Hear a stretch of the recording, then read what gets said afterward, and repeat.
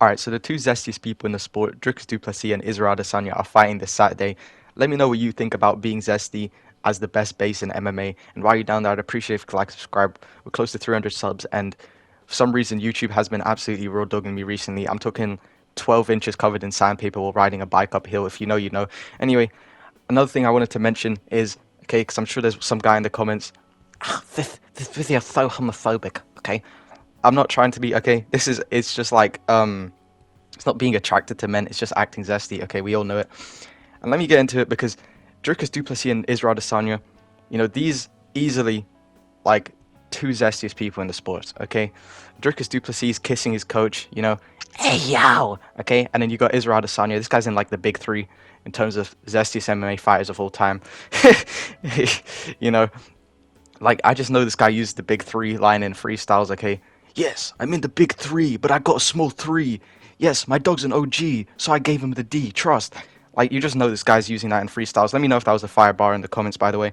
And yeah, I don't know. This was supposed to be a huge fight, Like it was kind of like a whole race war. Dricus du Plessis saying that Israel Adesanya is not a true African champ, and then it was supposed to happen, and then Sean beat Izzy, and then that fight fell through, and then it's happening now, and the sparring footage got leaked. Apparently, Dricus and Izzy sparred. When asked about it, Izzy said, "Yes, he finished me with his hands and knees and his feet. Trust." And it was, I don't know what he means by that, but they sound like they were equally matched in skill. And this fight is very, like, very equally matched. People can't really decide who's going to win. I've seen a lot of people picking Dricus. Some people are picking Izzy. I still don't really know. I'm going to probably pick Izzy, but I have a very good feeling like that Dricus is probably going to win. This is very equal. And then the UFC 305 press conference happened, and it was like, it was very cringe. Like, Izzy dropped that line where it was like, I'll show him where he's from. And I don't really know why he said that. That was very awful. And then the face off happened, and then it was like it was like the opposite of Yuri versus Alex Pereira. Where it was very tense, and it was like, wow, these guys are about to go to war. Instead, they're looking at each other, and it's like, it's not tension, it's sexual tension. Like I don't know, like is Dricus gonna push him or is he gonna pull him in for a kiss? Like I'm really not sure what's gonna happen in this fight. Which is kind of like I don't know what's gonna happen in the fight in general now. Like if Dricus knocks down Izzy, is he going to ground and pound him or is he going to pound him on the ground? Like, I don't really know what's going to happen there. But it had me realizing, maybe being zesty is the best base in MMA. Because when you really think about it, you have John Jones, Peyton Talbott, Sean O'Malley, Ian Gary. Okay, like, these are very questionable individuals.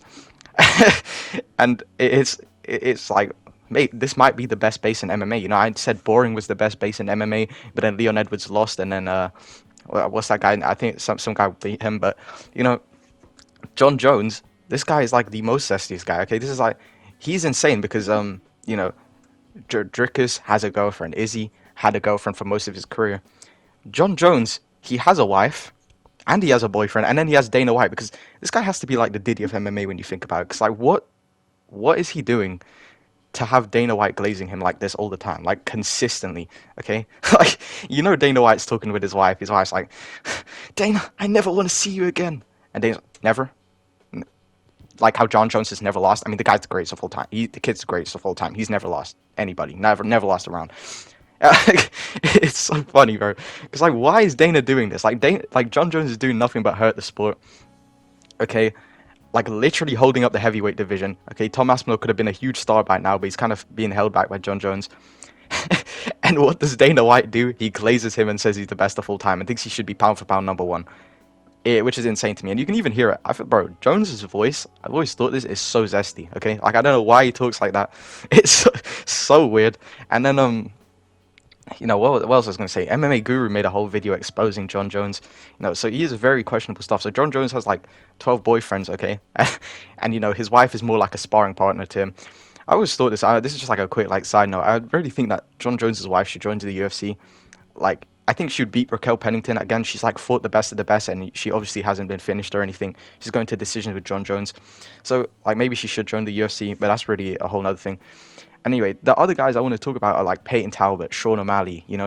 These guys, they fight with such a finesse, and they're very, very questionable. Okay, I don't know what Sean O'Malley and Ian Gary are doing with their wives. That's very weird. But I was thinking about, so why is it the best base in MMA? And I think it's because these guys, they fight with finesse. Okay, like, all jokes aside, not them being zesty, like these guys, they do fight with a finesse. Like, you look at Israel Adesanya and then Sean O'Malley and Peyton Talbott, like they have such like clean striking. Okay, I don't know what it is. It's like when you're zesty, you just have the cleanest striking ever. Like I don't know how that works. Like it's incredible. Like Peyton Talbott, Sean O'Malley, greatest strikers in the sport right now. Okay, Sean O'Malley like is insane. In my opinion, he's number two best striker full time. I think not a full time in the UFC right now. You could even argue he's number one above Alex Pereira, but I think Alex Pereira just slightly edges him out in that pause. And then Peyton Talbott, crazy upcoming striker. People think he's going to beat Sean O'Malley. Then Israel Adesanya, people glaze this guy saying he's the best striker full time. Israel Adesanya, this guy's the best striker full time. Okay, like he's the greatest. And then like you watch his fights, he's going to like a split decision by leg kicks and jabbing. Like it's really weird. But also, this is like a side note, bro. How do I say this? Like what if a fighter gets bricked mid fight? I know this has like nothing to do, but it kind of does.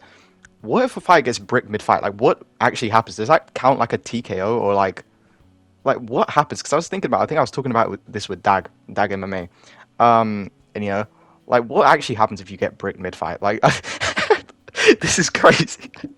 I'm really thinking about what I'm saying here, but like what does that count as like a TKO? Because you can't really continue, can you? Like that's like hurts you, and on top of that, you can't really grapple. Like bro, imagine like you can't really advance the full mount if the other guy's bricked, right? So technically that should count as an illegal like move. So I don't know. It's a very interesting situation. I was just very curious. Let me know what you guys think about it. If it should be illegal or they should make that legal. I don't know. I don't know what's going on there. Oh my god. Anyway, I'm actually might just end the video here, bro.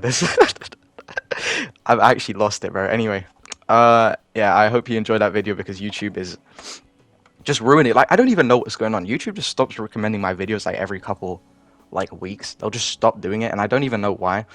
Like, I thought the video I made a couple days ago was pretty funny, and it just didn't even get pushed out. So I don't really know what's going on with that. Like I said, hopefully you enjoyed the video. Thanks for watching. Like, subscribe. All right.